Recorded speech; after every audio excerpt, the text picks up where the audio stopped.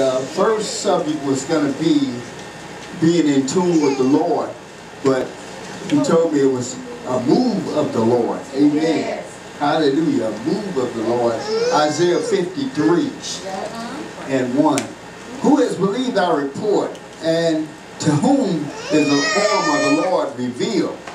For he shall grow up before him as a tender plant, and as a root out of the dry ground. He has no form nor comeliness, and when we shall see him, there is no beauty that we should desire him.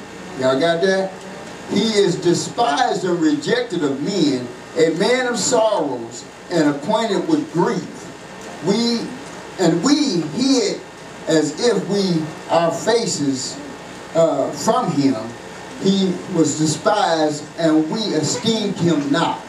Surely he has borne our grief and carried our sorrows, yet we esteemed him stricken, smitten of God, and afflicted. And this is Sister Nisi's testimony.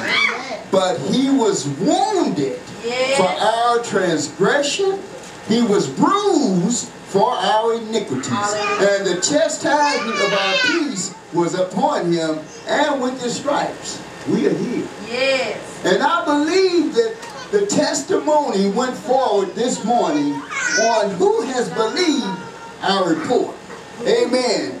That testimony was saying, even though you were saying what your diagnosis are, I believe this way. Hallelujah. In other words, hallelujah. He was wounded for my transgression and bruised for my iniquity, and the chastisement of my peace was upon him, and with the stripes I am healed. Thank you. And that's no matter what is going on. No matter what you say, no matter what I feel, no matter what's happening, I am healed. That's what he's saying. That was what she was saying this morning. Amen. As we move on to the movement of God, I want to ask your attention also to the book of, amen, to the book of Matthew. This is the move of God. And I do mean a move of God. When I say a move of God, this is a move of God.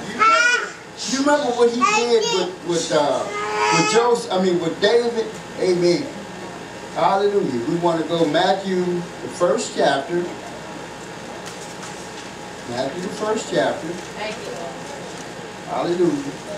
And we're going to go, amen, the 19th verse. First chapter and the 19th verse. Then Joseph, her husband, being a just man, and not willing to make her public example, in other words, that's when he found out that she was pregnant with child, and he didn't want to, he was minded to put her away privily. All right? 20th verse. But while he thought on these things, behold, an angel of the Lord appeared unto him in a dream. Somebody say, in a dream. In a dream. In a dream.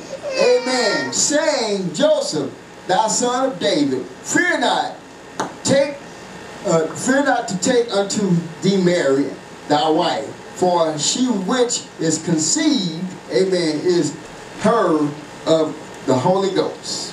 So in other words, he was letting her know, this angel was letting him know in a dream that it wasn't an ordinary baby. This was a move of God. This was a move of God to let you know, I'm talking to you in this dream to let you know, amen, that this is the Holy Ghost. A baby that's filled with the Holy Ghost is coming through. Y'all listening? A great move of God. And he was saying to him in that dream, do not cast her away. Do not put her away. This baby must be born. Man, can you imagine God telling you not to put this baby away? Boy, that must have been something, amen, tremendous, something that was just outstanding to know she was carrying the child of God. Hallelujah. A great movement of God. Knowing that she was carrying this great baby. Hallelujah. And there was nothing he could say or do about it, because he was astonished knowing that she was carrying a miracle in her belly. Yeah, somebody say a miracle. A miracle in her baby, in her belly. Amen. A great move of God to say, do not put this woman away because she's carrying my child. Amen. Hallelujah. Now, let's go to Acts. Amen. Y'all ready? Acts 9. Amen. Acts 9. We're going to say Acts 9 and 10. Now, it's kind of tricky, so follow me. We're talking about the great movement of God. Acts 9 and 10. And there was a certain man, a certain disciple at Damascus named Ananias. All right. And to him said to the Lord in a vision. Now notice what we're saying here, in a vision. Hallelujah. What I'm trying to get to is now there was a dream, and now this example is a vision. Amen. So you all know what God is doing in the midst of everybody. When we called you a visionary, this is nothing to be played with. Visionary. That's why you are here at Grace Temple Ministry, because you're visionaries. Amen? Amen. You're dreamers and visionaries, and I'm going to sum it up in a minute. Amen. The Lord, in a vision, Ananias, and he said, behold, I am here, Lord. This was Ananias now, in a vision. He wasn't dreaming, he wasn't asleep, but God showed him in a vision. I am here, Lord. And the Lord said unto him, Ananias, go into the street called Straight, and inquire in the house of Judas for one called Saul, and of Tarsus. For behold, he prayed. In other words, Ananias was a praying man. Hallelujah. And has sent in a vision a man named Ananias coming and putting his hands on him, that he might receive his sight. Now just think, what if Ananias had not saw the vision? Then what? He was going to use somebody else. Thank you, Lord. That's all. He would just use somebody else. Because you don't see the vision don't mean he's going to close that vision down. Guess what? He's going to give it to somebody else that's going to obey the vision.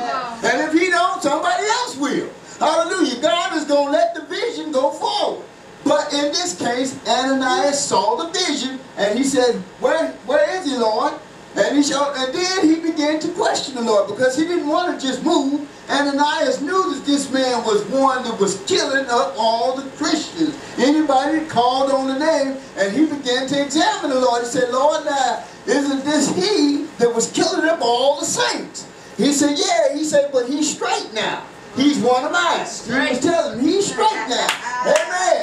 Because he knew that this man, anybody that called on that name, guess what? He was going to get killed. Hallelujah. So you know Ananias, when the Lord gave him the vision, he had to inquire and say, Lord, now wait a minute now. That man has been killing up all these people. So what you want me to do? I want you to go over there and lay hands on him and take the scales off his eyes, because he's blind. You said, what? Yeah, I want you to lay hands on him, take the scales off his eyes, because he's blind. Now, what I'm trying to tell you is how to listen to the voice of God, either through dreams or vision. God is going to deal with each and every one of you with dreams or visions. Listen, be attentive. This is a serious matter. Thank you, Jesus. Hallelujah. This is almost like baptism. You need to know what your vision is. Many of you, you're perishing because you don't know where you're going. If you don't know where you're going, you need to slow down and say, Lord, show me what is my vision. What am I supposed to be doing? You're not here just to be sitting in this seat.